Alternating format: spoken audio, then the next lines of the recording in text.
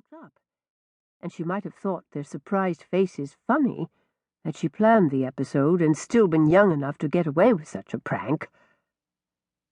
"I thank you for the answered prayer of the wind, Lord," she whispered in annoyed submission, "but not for the result, as you well know." "You there!" Monsieur Montou's voice was as commanding as ever, and it set her heart to fear-filled pounding. "Come down at once." Giving up any hope of dignity, Juliette shook away the cramp in one leg, then shinnied along the thick branch until reaching the trunk that was somewhat wider than the span of her arms and legs. Her foot found the knot she knew so well, and in a moment she stood on the ground, pulling at her skirt to cover pantaloons and the single petticoat she owned, a hand-me-down from her adoptive mother. From the corner of her eye she saw the towering blond man bending to retrieve her tin, a look of curiosity on his handsome face. Monsieur Montou stepped in front of Juliette. "What were you doing up there, girl? Who—" Enlightenment reached his eyes before his voice faded away. Of course he knew who she was. Everyone in and around her village knew she was the étrangère, the outsider.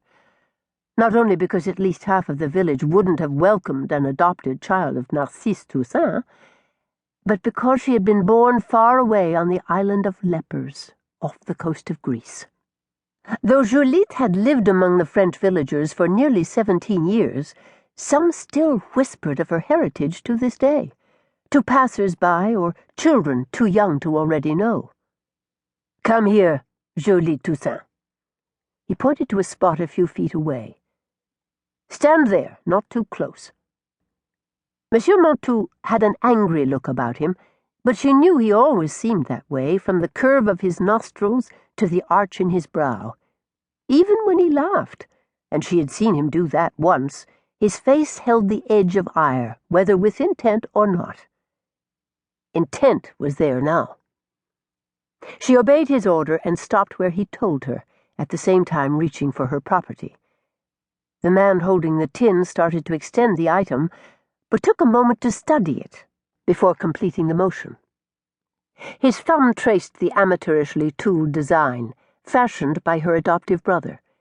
Then he shook it, and the items inside rattled, but he did not open it, for which she was silently grateful. Both had to bend forward to pass the tin between them. He placed it, about the size of one of his hands, into both of hers. "What were you doing on my property? And what have you there?" Monsieur Montou's intimidating manner was the same he'd used when her cousin had lost one of his pigs and found it burrowing holes in the chateau garden. But behind his intimidation today was a tone familiarly aimed her way. Distaste mixed with a hint of the fear common to those who knew only her background and not her. "And why did you accost my guest?" Juliette wanted to raise her gaze to Monsieur Montou, to stare him down, as she stared down her brother when he teased her the way brothers could. But Monsieur Montou was not her brother, and standing in the handsome stranger's shadow had stolen her courage. Lowering her gaze, she mustered a respectful tone. "I was in the tree to retrieve the tin, and decided to stay there until you passed by, as to escape notice.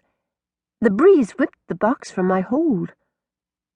A quick glance at the blonde cavalier revealed that his eyes stayed on her. Perhaps he was not so gallant after all. What sort of man stared so boldly? Despite such thoughts, she knew what she must do. Keeping her eyes downcast, she turned to the handsome man she'd unwittingly troubled. "I offer you all my excuses, monsieur." "Accepted." The single word was issued softly and with a smile. Juliette let her gaze linger, welcoming his ready forgiveness. Her rapidly beating heart took a new direction. "My friend is more magnanimous than he need be," Monsieur Montou said. "You are aware, Juliette, that this tree is on my property? If you fell and hurt yourself, what should I have done?" "I expect it would have been entirely my own fault, monsieur, and I would blame